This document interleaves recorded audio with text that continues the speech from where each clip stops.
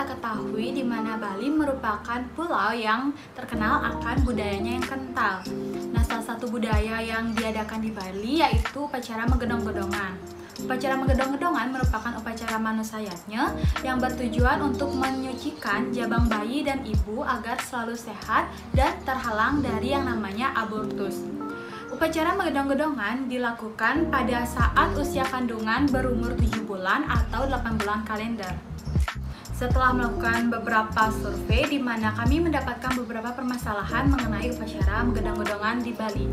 Yang pertama yaitu kenapa tidak semua masyarakat Bali mengadakan upacara Megedong-gedongan. Lalu yang kedua, faktor apa saja yang mengakibatkan tidak semuanya masyarakat Bali melakukan upacara Megedong-gedongan. Dan faktor yang ketiga, solusi yang dapat diberikan untuk masalah upacara Megedong-gedongan di Bali.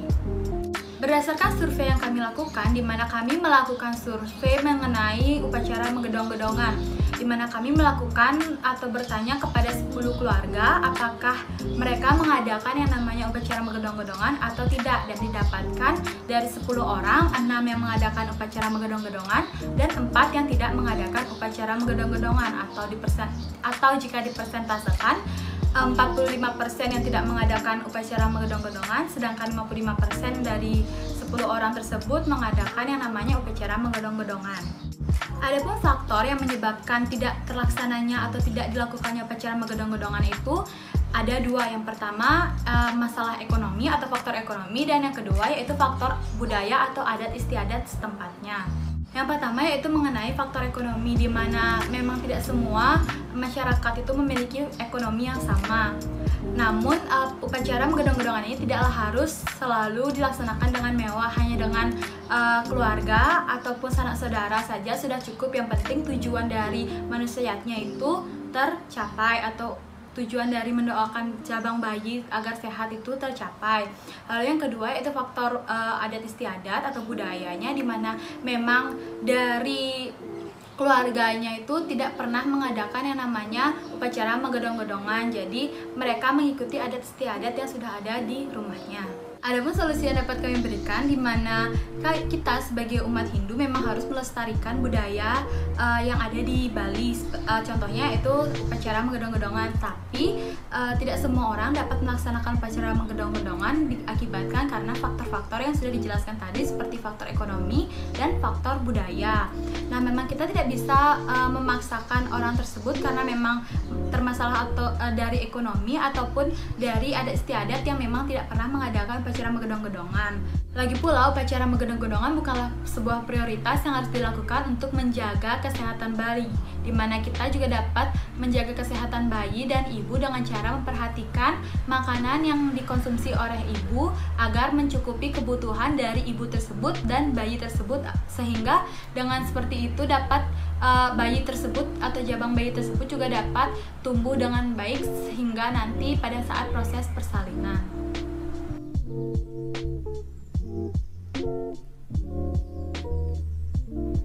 Baik, terima kasih. Jadi perkenalkan, nama saya Prema dengan NIM belakang 53. Jadi di sini saya akan menjawab pertanyaan yang kedua, yaitu mengenai upacara Megedong-gedongan ini biasanya dilakukan pada usia kandungan minimal 6 bulan. Nah, bagaimanakah perkembangan yang terjadi pada janin dalam kandungan dari awal masa kehamilan hingga bayi atau janin tersebut siap untuk dilahirkan? Nah, jadi pada tahap perkembangan masa kehamilan dari awal, dari masa fertilisasi hingga tahap perkembangan siap untuk dilahirkan, itu dapat dibagi menjadi 3 trimester, yaitu trimester pertama, trimester kedua, dan juga trimester ketiga. Nah, pada trimester bulan pertama, yaitu dimana pada minggu pertama merupakan tahap perkembangan awal janin. Kurang lebih 1 jam setelah proses peleburan sel telur dan sel sperma, semua aspek pendukung kehidupan berupa materi genetik yang disebut gen saling berpertukaran. Dimana pada minggu ini sebenarnya masa periode menstruasi bahkan pembuahan pun belum terjadi, sebab tanggal perkiraan kelahiran si kecil dihitung berdasarkan hari pertama, hari terakhir. Proses pembentukan antara sperma dan telur atau sel telur yang memberikan informasi kepada tubuh bahwa telah ada calon bayi dalam rahim. Selama masa ini yang dibutuhkan hanyalah nutrisi melalui ibu dan juga oksigen yang diperlukan oleh bayi tersebut. Nah, selanjutnya, di mana sel-sel telur yang berada di dalam rahim berbentuk seperti lingkaran sinar yang mengelilingi matahari. Sel ini akan bertemu dengan sel sperma dan memulai proses pembuahan. 5 juta sel sperma sekaligus berenang menuju tujuan akhir mereka, yaitu di mana sel sperma akan bertemu dengan sel telur yang bersembunyi pada saluran sel telur. Walaupun pasukan sel sperma ini sangat banyak, tetapi yang hanya bisa memasuki satu sel telur itu hanya satu sel sperma saja. Pada saat ini, kepala sel sperma itu akan telah hampir masuk. Kemudian, ketika dapat melihat bagian tengah dan belakang dari sel sperma yang tidak henti-hentinya berusaha secara tekun menerobos dinding indung telur tersebut. Nah, selanjutnya pada minggu kedua, pembuahan terjadi pada akhir minggu kedua, di mana 30 jam setelah dibuahi, sel telur akan membelah menjadi 2, di mana sambil terus membelah, sel telur bergerak di dalam lubang falopi menuju rahim. Setelah membelah menjadi 32 sel tersebut, atau yang biasa disebut dengan morula, sel-sel mulai berkembang dan terbagi kira-kira menjadi 2 kali sehari, sehingga pada hari ke-12 jumlahnya telah bertambah dan membantu blastosit terpaut pada endometrium. Nah, selanjutnya pada minggu ketiga sampai usia kehamilan 3 minggu, ibu mungkin belum sadar jika sedang mengandung. Sel telur yang telah membelah menjadi ratusan akan menempel pada dinding rahim yang disebut dengan blastosit. Kemudian ukurannya sangat kecil, di mana berdiameter hingga 0,1 sampai 0,2 mm. Nah, selanjutnya pada minggu keempat, darah mulai mengalir dari plasenta ke janin, di mana plasenta adalah organ sistem sirkulasi antara ibu dan juga embrio. Melalui plasenta ini, ibu memberi nutrisi dan juga oksigen kepada embrio. Tumbuh jari-jari pada tangan, memiliki kaki, paha, dan organ dalam mulai tumbuh seperti lidah, esofagus, dan lambung. Selain itu, ginjal, hati, kantung empedu, dan pankreas berkembang untuk beberapa hari. Paru-paru mulai berkembang, kemudian kelenjar tiroid, dan lainnya terbentuk. Kemudian pada muka, organ indera, dan organ reproduksi mulai terbentuk. Dengan ukuran embrio sekitar 2 hingga 3 sampai 5 mm, jantung mulai berdenyut dan sistem peredaran darah sudah melaksanakan fungsinya, meski masih dalam taraf yang sangat sederhana. Fungsi plasenta bagi janin sangat banyak, dari menyediakan hormon, kemudian yang dimana hormon tersebut diperlukan untuk tumbuh kembang dan proses pembedaan sesuai jenis kelamin janin, sampai mensuplai nutrisi dan juga oksigen. Di samping itu, ia juga berfungsi sebagai alat pernapasan dan pembuangan sisa metabolisme dari janin tersebut. Nah, tahapan ini merupakan fase gastrula, yaitu tahapan pertumbuhan embrio berbentuk mangkuk yang terdiri atas 2 sel atau embrio dini setelah masa blastula, yaitu struktur bulat. Hasil pembelahan zigot. Tahap kedua yang disebut tahapan embrio berlangsung selama 5 sampai setengah minggu. Tahap embrio mulai ketika zigot telah tertanam dengan baik pada dinding rahim. Kemudian dalam tahapan ini sistem dan organ dasar bayi mulai terbentuk dari susunan sel, meskipun bentuk luar masih jauh berbeda dibandingkan dengan manusia dewasa. Beberapa bentuk seperti mata, tangan, bahkan telinga dan kaki mulai dapat dikenali pada fase ini. Nah, selanjutnya pada trimester pertama pada bulan kedua, pada minggu kelima, embrio diperkirakan berukuran antara 5 sampai 7 mm, membentuk organ tubuh seperti telinga, dan alat pencernaan makin sempurna pada minggu kelima ini. Nah, kemudian pada minggu keenam, persentase perkembangan embrio sudah lebih besar dibandingkan dari minggu kedua sebelumnya, yaitu mencapai 5 mm. Bentuknya melengkung seperti udang. Pada minggu ini kepala dan leher sudah mulai muncul, dan mata yang letaknya masih berjauhan juga sudah ada. Selain itu, hidung yang masih berbentuk tonjolan sudah mulai terlihat walaupun masih sangat kecil. Pada minggu ini juga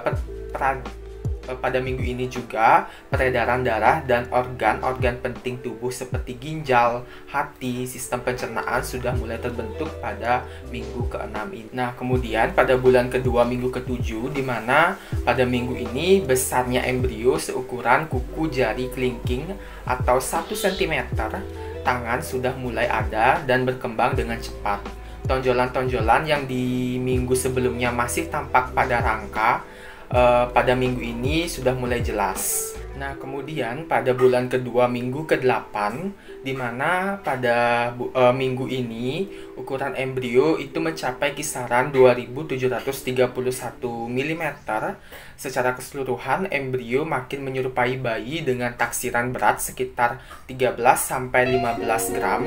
Semua organ tubuh juga mulai bekerja meski belum sempurna pada ke-8 ini. Nah, pada bulan kedua ini, di mana tubuh yang ringkih ini pun mulai bisa bergerak secara tak teratur, yang jika dijumlahkan rata-rata sebanyak 60 kali gerakan dalam 1 jam, janin di usia 2 bulan ini. Tubuh embrio semakin menyerupai bayi, dan juga cikal bakal mata janin tampak berupa 2 titik bintik hitam pada janin tersebut pada bulan kedua ini.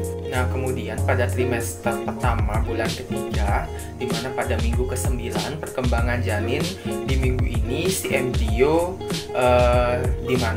ini mengganti nama, tidak lagi menjadi embrio, berubah nama menjadi janin pada minggu ke-9 ini. Panjang si janin ini sekarang adalah 3 cm dengan berat sekitar 2 gram. Dia sudah punya tangan yang besarnya sekacang kapri dan jari sudah mulai berbentuk. Kemudian kaki sudah membentuk lutut dan juga jari kaki. Di minggu ini organ genital sudah mulai terlihat dengan jelas pada janin tersebut pada minggu ke-9. Nah, selanjutnya pada minggu ke-10 pada bulan ketiga, di mana panjang janin itu mencapai 4,5 cm dengan berat 5 gram. Rahang atas dan juga rahang bawah sudah terbentuk dan janin sudah mulai memproduksi air seni. Di mana bentuk dari janin ini sudah hampir menyerupai manusia. Darah dan juga sel-sel tulang mulai terbentuk pada minggu ke-10 ini. Nah, kemudian pada minggu ke-11 organ tubuh sudah terbentuk dengan lengkap dan mulai berfungsi pada minggu ke-11 ini. Kemudian panjangnya sekitar 6 cm dengan berat 10 gram, di mana rambut, kuku, dan juga jari, tangan, dan kaki sudah tumbuh. Kemudian janin sudah mulai bergerak dan bisa meluruskan tubuhnya, bahkan mengubah posisinya pada minggu ke-11 ini. Nah, kemudian pada minggu ke-12, di mana struktur yang telah terbentuk akan terus bertumbuh dan berkembang kian sempurna. Di usia 3 bulan, sistem saraf dan juga otot janin mencapai tingkat kematangan. Selain bernapas, kini janin juga mulai mampu mencerna makanannya sendiri pada minggu ke-12 ini. Nah, setelah tadi penjelasan mengenai perkembangan janin pada trimester pertama, selanjutnya adalah perkembangan pada tahapan perkembangan trimester kedua, di mana pada tahap perkembangan trimester kedua ini, pertumbuhan janin di trimester kedua ditandai dengan percepatan pertumbuhan dan juga pematangan fungsi seluruh jaringan dan juga organ pada tubuh janin tersebut. Di mana pada bulan keempat, pada minggu ke-13, panjang janin, di mana dari puncak atau dari ujung kepala janin sampai bokong itu ditaksir sekitar 65-78 mm dengan berat kira-kira 20 gram. Pada minggu ini seluruh tubuh janin ditutupi rambut halus yang disebut dengan lanugo, di mana lanugo ini akan menutupi seluruh tubuh dari janin tersebut pada minggu ke-13 ini pada bulan keempat. Nah, selanjutnya pada minggu ke-16, panjang janin mencapai taksiran yaitu sepanjang 12 cm dengan berat kira-kira 100 gram, di mana pada minggu ke-16 ini refleks gerak seperti refleks menendang seperti itu bisa dirasakan oleh ibu. Meski masih amat sederhana, biasanya terasa sebagai kedutan. Seperti itu. Kemudian di usia ini juga janin juga mulai mampu mengenali dan mendengar suara-suara dari luar kantong ketuban, termasuk detak jantung ibu, bahkan suara-suara di luar diri si ibu seperti suara gaduh atau teriakan maupun sapaan lembut. Pada bulan keempat, janin sudah peka terhadap suara-suara dari luar perut ibunya. Nah, selanjutnya pada trimester kedua pada bulan kelima ini, berat dan juga panjang janin semakin bertambah atau semakin meningkat. Pada minggu ke-18 saja taksiran dari janin ini mencapai panjangnya itu mencapai 14 cm dengan berat sekitar 150 gram. Kemudian pada minggu ke-21 beratnya itu bertambah menjadi 350 gram dengan panjang kira-kira 18 cm. Kemudian pada minggu ke-21 ini berbagai organ atau sistem organ di tubuh janin tersebut mengalami pematangan fungsi dan juga perkembangan pada janin di bulan kelima ini.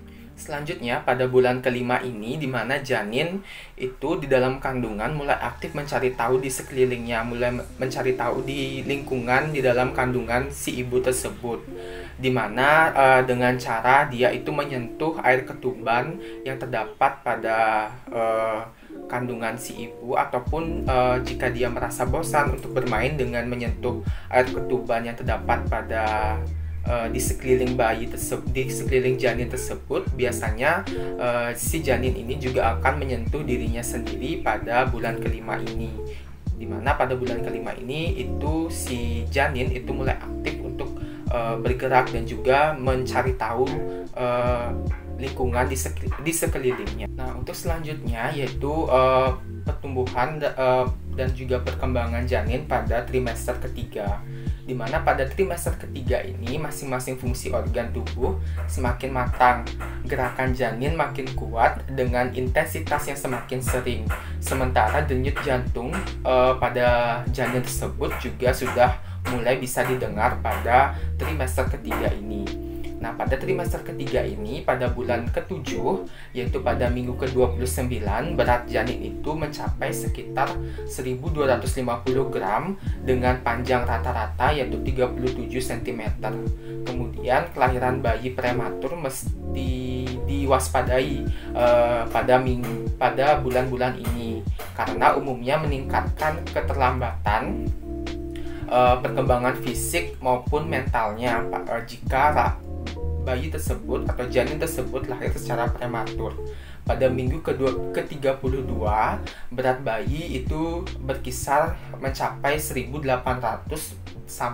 sampai 2.000 gram dengan panjang tubuh itu mencapai 42 cm pada bulan ke-7 ini. Nah, selanjutnya pada trimester ketiga pada bulan ke-8, di mana pada minggu ke-33 berat janin itu lebih dari 2.000 gram dengan panjang sekitar 43 cm. Pada minggu ke-35 secara fisik bayi berukuran sekitar 45 cm dengan berat 2.450 gram. Namun yang terpenting mulai minggu ini bayi umumnya sudah matang fungsi paru-parunya. Ini sangat penting karena kematangan paru-paru sangat menentukan kemampuan bayi untuk bertahan hidup pada saat lahir nanti. Nah, selanjutnya pada trimester ketiga pada bulan ke-9 atau bulan terakhir dari perkembangan awal hingga akhir proses kehamilan itu terjadi, di mana pada minggu ke-36 di mana berat bayi harusnya mencapai berat 2.500 gram dengan panjang mencapai 46 cm, di mana pada minggu ke-37 dengan panjang 47 cm dengan berat 2.950 gram, di mana usia bayi ini itu dikatakan siap lahir karena seluruh dari fungsi organ tubuhnya bisa matang untuk bekerja sendiri jika lahir nanti. Kemudian kepala bayi biasanya masuk ke jalan lahir dengan posisi siap lahir. Kendati sebagian kecil diantaranya dengan posisi sungsang, yaitu di mana posisi kepala tidak sesuai dengan jalan lahir, itu bisa terjadi pada bulan ke-9 ini. Kemudian pada minggu ke-38 di mana berat bayi itu sekitar 3.100 gram dengan panjang 48 cm, meski biasanya akan ditunggu sampai usia kelahiran 40 minggu, bayi rata-rata akan lahir di usia kehamilan 38 minggu. Nah, selanjutnya di usia kehamilan 38 minggu di mana bayi mencapai berat sekitar 3.250 gram dengan panjang sekitar 49 cm, di mana selanjutnya pada minggu ke-40 itu panjang bayi itu mencapai kisaran 45 sampai 55 cm dengan berat sekitar 3.300 gram, di mana pada minggu ke-40 ini biasanya bayi sudah siap untuk dilahirkan atau pada trimester ketiga bulan ke-9.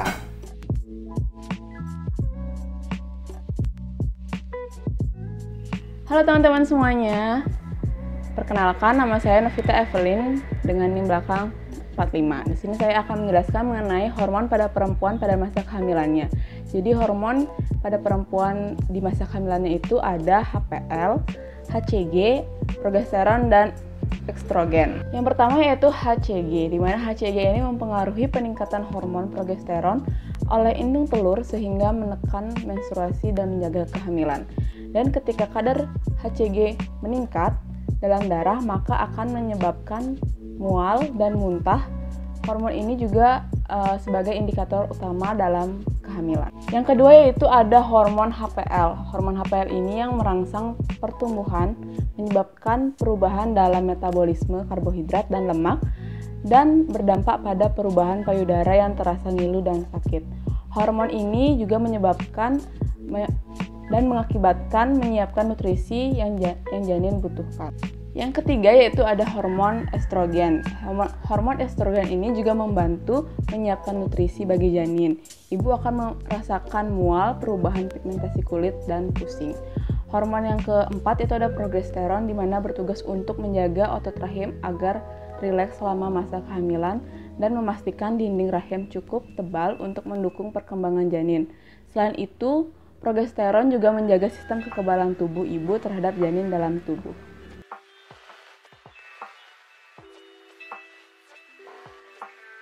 Lalu bagaimana keadaan organ reproduksi perempuan pada masa kehamilannya?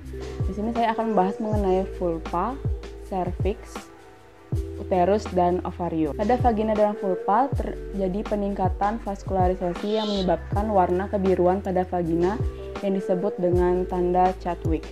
Perubahan pada dinding vagina meliputi peningkatan ketebalan mukosa, pelunakan jaringan penyambung, dan hipertrofi otot polos. Akibat peregangan otot polos yang menyebabkan vagina menjadi lebih lunak. Lalu yang kedua ada pada serviks. Perubahan serviks merupakan akibat pengaruh hormon estrogen sehingga menyebabkan massa dan kandungan air meningkat. Peningkatan vaskularisasi dan edema, hiperplasia, dan hipertrofi kelenjar serviks menyebabkan serviks menjadi lunak dan serviks berwarna kebiruan. Yang ketiga yaitu ada uterus, di mana pertumbuhan uterus dimulai setelah implantasi dengan proses hiperplasis dan hipertrofi sel. Hal ini terjadi dikarenakan akibat dari hormon estrogen dan progesteron. Penyebab perbesaran uterus ini disebabkan antara lain peningkatan vaskularisasi dan diaflasi pembuluh darah. Yang kedua yaitu hiperplasis dan hipertrofi dan perkembangan DESI2. Yang terakhir yaitu terjadi pada ovarium. Selama kehamilan, ovulasi berhenti. Pada awal kehamilan masih terdapat corpus luteum gravidatium dengan diameter sebesar 3 cm. Pasca plasenta terbentuk, corpus luteum gravidatum mengecil dan corpus luteum mengeluarkan hormon estrogen dan progester.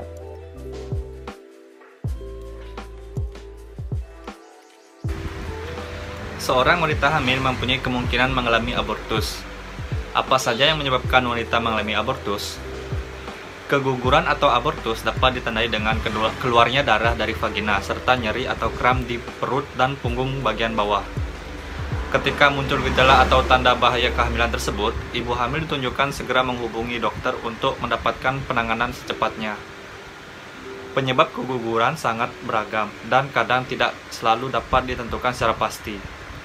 Pada umumnya, keguguran terjadi karena perkembangan janin yang tidak normal akibat kelainan genetik atau masalah di plasenta. Selain itu, keguguran juga dapat disebabkan oleh yang pertama itu penyakit kronis seperti diabetes atau penyakit ginjal. Yang kedua, penyakit autoimun, misalnya lupus dan sindrom antifosfolipid. Yang ketiga itu penyakit infeksi seperti toxoplasmosis, rubella, sifilis, malaria, HIV, dan gonor. Yang keempat, gangguan hormon, misalnya penyakit tiroid atau PCOS. Yang kelima, kelainan rahim, misalnya serviks yang lemah dan miom. Yang keenam, obat-obatan yang dikonsumsi seperti obat antiinflamasi non-steroid, methotrexate, dan retinoid. Yang ketujuh, kelainan pada rahim, misalnya serviks rahim. Ada sejumlah faktor yang membuat seseorang ibu hamil lebih berisiko mengalami keguguran. Di antaranya itu ibu hamil di atas usia 35 tahun. Pernah mengalami keguguran sebelumnya, merokok, mengkonsumsi minuman beralkohol, serta menyalahgunakan nafsa.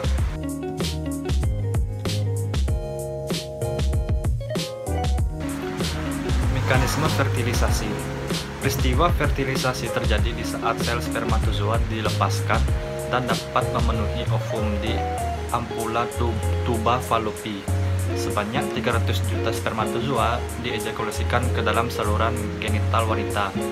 Sekitar 1 jam yang dapat berenang melalui serviks, ratusan yang dapat mencapai tuba fallopi, dan hanya 1 yang dapat membuahi sel telur. Setelah spermatozoa menembus ovum, ia akan menggabungkan material intinya dan menyimpan komplement kromosom ganda yang lazim. Kromosom ini mengandung semua informasi genetik yang nantinya akan diturunkan kepada keturunan selanjutnya. Sel telur yang telah dibuahi akan membentuk zigot yang terus membelah secara mitosis menjadi 2, 4, 8, 16, dan seterusnya. Mekanisme implantasi.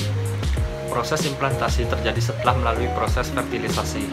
Tepat saat berbentuk morula, embrio mulai memasuki uterus. Proses pembelahan masih tetap terjadi ketika akan mengalami implantasi embrio yang berupa blastosit.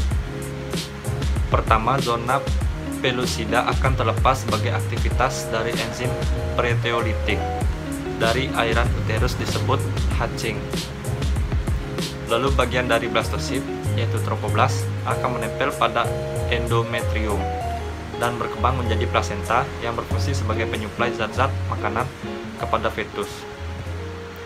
Saat berkontak dengan endometrium, sel trofoblast melepaskan enzim pencernaan protein, memungkinkan sel-sel trofoblast melakukan penetrasi ke dalam endometrium.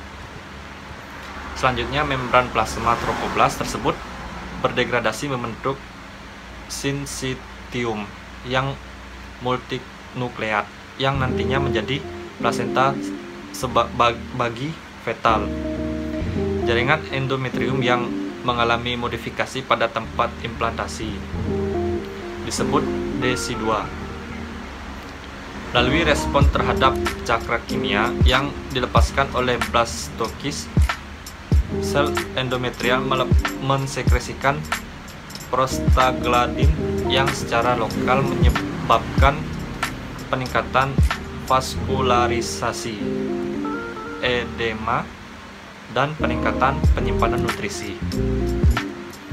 Saat implantasi selesai, seluruh blastokis terbenam ke dalam endometrium dan sel trofoblast terus mencerna sel desidua di sekitarnya untuk menyediakan energi bagi embrio sampai plasenta terbentuk. Mekanisme gestasi. Kehamilan terjadi apabila implantasi blastosit dapat dilakukan dengan sukses.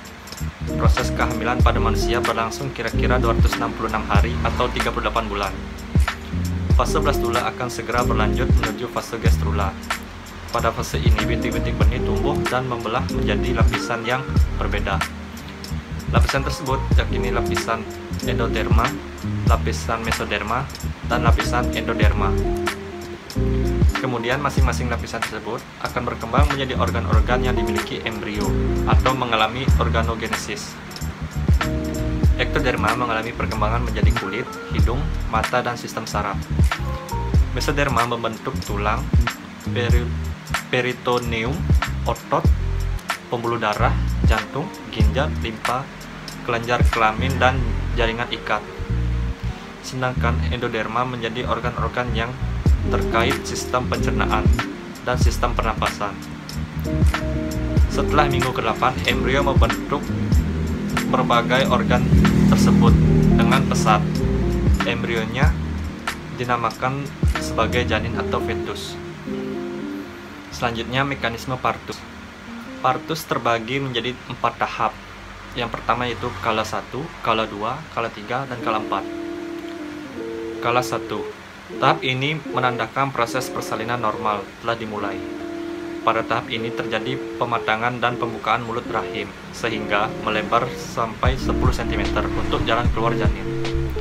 Pada umumnya tahap ini berlangsung antara 10 hingga 18 jam. Kala 2. Fase ini dimulai saat mulut rahim sudah terbuka secara penuh dan berakhir ketika bayi berhasil dilahirkan. Pada tahap ini, ibu baru boleh mengejan atau pada istilah Balinya itu ngeden untuk mendorong bayi keluar. Bila sebelumnya ibu rajin mengikuti kelas melahirkan sebagai persiapan melahirkan normal, maka ibu pasti dapat mengeden dengan benar dan efektif. Selain itu, pada tahap ini juga biasanya ditemukan komplikasi persalinan yang mendorong dokter harus melakukan tindakan sesar. Kala 3. Tahap ini juga disebut dengan kala uri, dimulai setelah bayi lahir dan berakhir saat plasenta keluar seluruhnya. Bila tidak ada hambatan, plasenta dapat lepas secara spontan dan tahap ini berakhir dalam waktu 15-30 menit.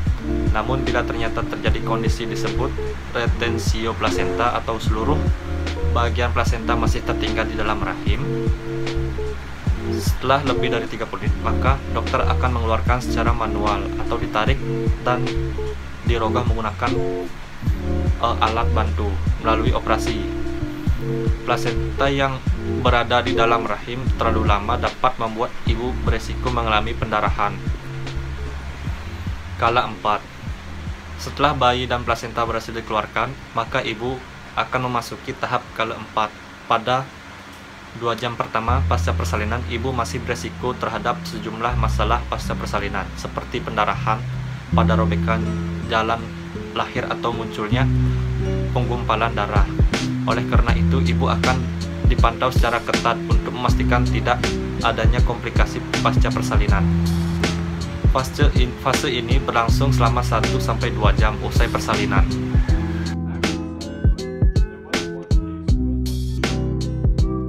Hormon reproduksi pada wanita yang mempengaruhi proses tersebut. Yang pertama ada estrogen atau hormon yang dihasilkan plasenta. Yang kedua ada oksitosin, hormon yang dihasilkan hipofisis ibu dan janin. Yang ketiga ada prostaglandin, hormon yang dihasilkan membran janin. Dan yang keempat ada relaksin, itu hormon yang dihasilkan corpus luteum pada ovarium dan plasenta.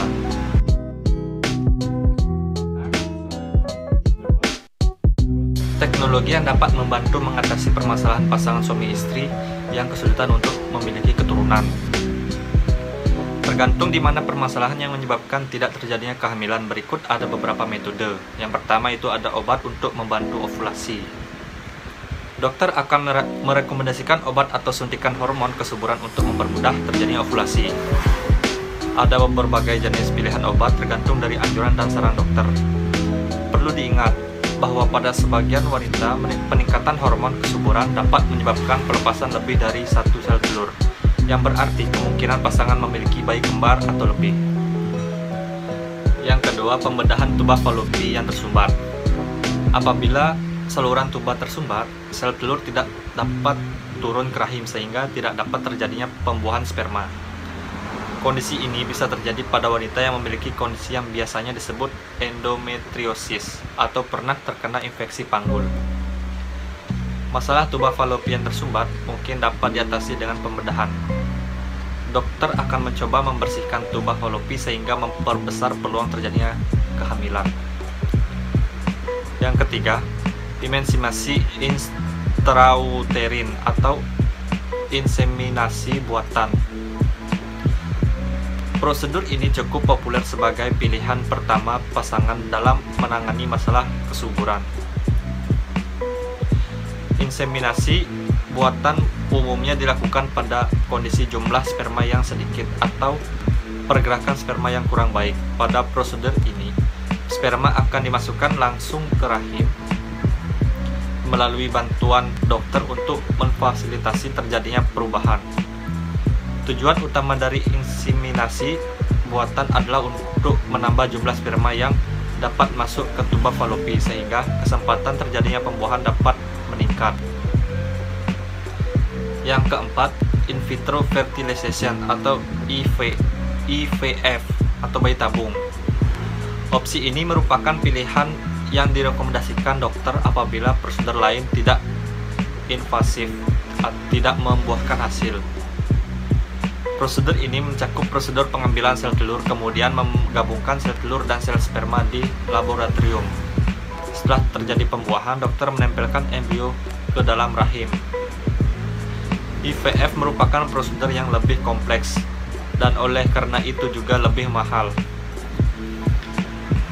Yang kelima, ICSI atau injeksi sperma intrasitoplasmik.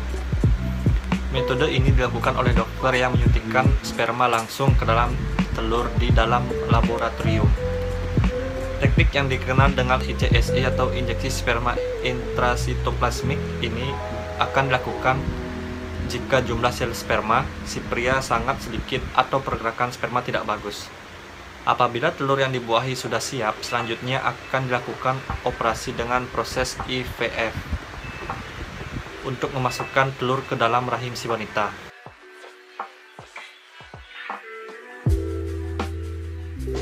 Selanjutnya itu cara untuk menjaga jarak kehamilan dengan cara menggunakan alat-alat kontrasepsi. Di mana alat-alat kontrasepsi itu terdapat banyak sekali jenisnya. Yang pertama seperti pil KB, di mana pil KB ini merupakan pil yang diminum selama 21 hari, di mana pil ini terdapat hormon wanita sintesis, estrogen dan progesteron yang berfungsi untuk mencegah ovarium melepaskan sel telur. Lalu yang kedua yaitu suntik KB, di mana suntik KB ini merupakan suntik hormonal yang bertujuan agar mencegah terjadinya ovulasi. Lalu ada IUD atau intrauterine device, di mana intrauterine device ini seperti KB spiral atau KB berbentuk T, di mana KB ini dipasang pada dinding rahim. Lalu ada IUS atau intrauterine system, di mana intrauterine system ini hampir sama seperti IUD, hanya saja dia dapat mengentalkan atau mencairkan serviks sehingga sel sperma tidak dapat membuahi sel telur. Selanjutnya itu ada kondom, di mana kondom ini terdapat dua jenis kondom, yaitu kondom pada pria dan kondom pada perempuan, di mana kondom pada pria ini dipasang pada penis, di mana pemasangan kondom pada penis ini bertujuan agar sperma atau semen yang dikeluarkan tersebut tidak masuk ke dalam vagina perempuan. Lalu ada kondom perempuan, di mana kondom perempuan ini dimasukkan ke dalam vagina yang bertujuannya sama agar tidak terjadi yang namanya kopulasi. Selanjutnya ada yang namanya implan, di mana implan ini berupa pil sintetis silikon yang berfungsi untuk mencegah kehamilan, di mana implan ini juga disusukan atau ditanam di bawah kulit. Selanjutnya ada yang disebut dengan cincin vagina, di mana cincin vagina ini biasanya dipasang di bibir rahim, di mana tujuannya agar tidak terjadi pembuahan. Selanjutnya yaitu diafragma, di mana diafragma ini berupa silikon yang akan dimasukkan ke dalam vagina yang bertujuan untuk mencegah masuknya sperma. Selanjutnya itu ada spermisida, di mana spermisida ini merupakan alat kontrasepsi yang berbentuk seperti gel atau foam yang berfungsi untuk membunuh sperma dan membunuh atau menghentikan pergerakan dari sperma tersebut.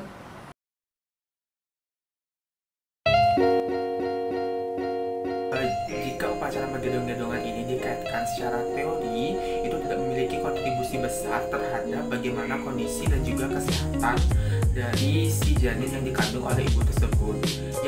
Yang memiliki kontribusi besar terhadap kondisi dan juga kesehatan dari janin tersebut adalah bagaimana sang ibu itu merawat dan juga sering memeriksakan kandungannya itu ke dokter kandungan untuk mengetahui bagaimana perkembangan dari si janin yang dikandung oleh ibu tersebut. Kemudian yang kedua adalah bagaimana ibu tersebut mengkonsumsi makanan yang mengandung gizi yang baik sehingga dapat memenuhi kebutuhan gizinya dan juga sang bayi yang dikandung. Dan juga yang kita ketahui bahwa seorang ibu yang sedang hamil itu memiliki kecukupan gizi yang berbeda ketika mereka tidak hamil. Jadi mereka harus memenuhi kebutuhan dirinya sendiri dan juga memenuhi kebutuhan bayi yang dikandungnya. Kemudian yang ketiga adalah di mana ibu yang sedang hamil itu harus menghindari yang namanya stres, kemudian menghindari tekanan mental, psikologis, yang dimana ketiga ini itu dapat mempengaruhi kondisi fisik dari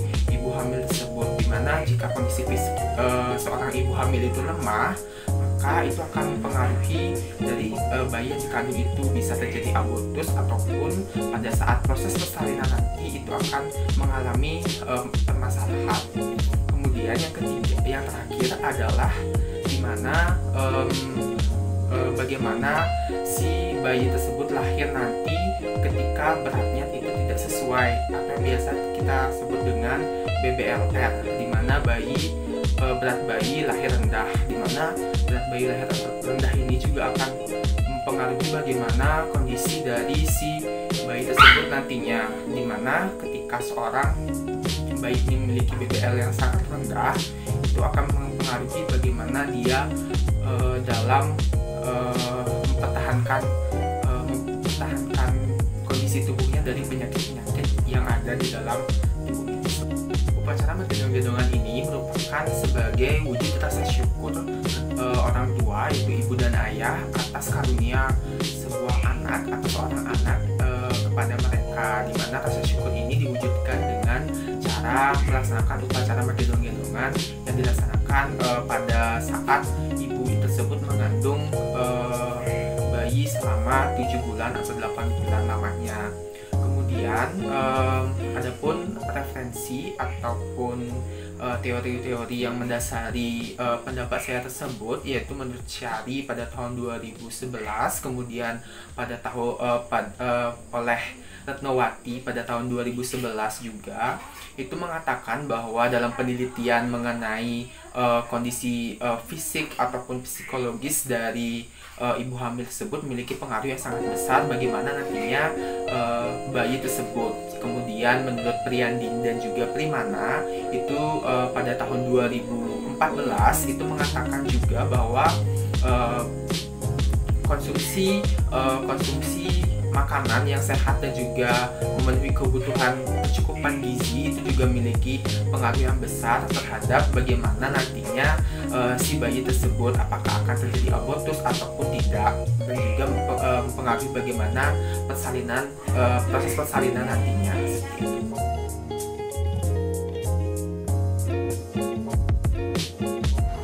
Selanjutnya dari segi fisiologis, di mana seperti yang kita ketahui upacara menggendong-gendongan itu bertujuan untuk menyucikan bayi yang ada di dalam kandungan. Dengan diadakannya upacara menggendong-gendongan tersebut, ibu hamil jadi merasa dia lebih diperhatikan oleh keluarganya karena hampir semua keluarganya ikut untuk mendoakan bayi dalam kandungannya. Dengan seperti itu, maka ibu tersebut akan merasakan yang namanya senang. Nah, pada saat upacara menggendong-gendongan itu dilakukan pada umur di mana kandungan ibu sudah berumur 7 bulan atau 8 bulan kalender. Nah, pada masa itu disebut dengan masa prenatal, di mana masa prenatal itu di mana batin antara ibu dan anak ibu dan jabang bayi tersebut sudah sangat erat. Dengan perasaan senang yang diberikan oleh ibu tersebut, maka akan berpengaruh juga pada kondisi bayi. Selain itu juga secara fisiologis juga bisa dengan cara memperhatikan konsumsi atau makanan yang dikonsumsi oleh ibu hamil, seperti kandungan gizi atau kandungan yang dapat mencukupi kebutuhan dari ibu tersebut dan bayi tersebut.